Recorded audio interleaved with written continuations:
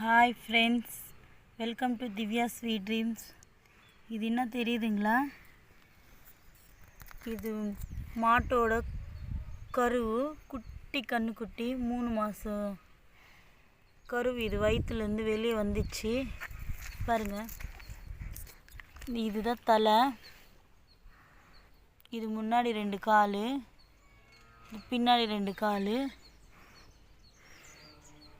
இது வால் பாருங்கள் எவ்வளோ குட்டியாக இருக்குது. 3 மாதத்துக்கு கால், காது,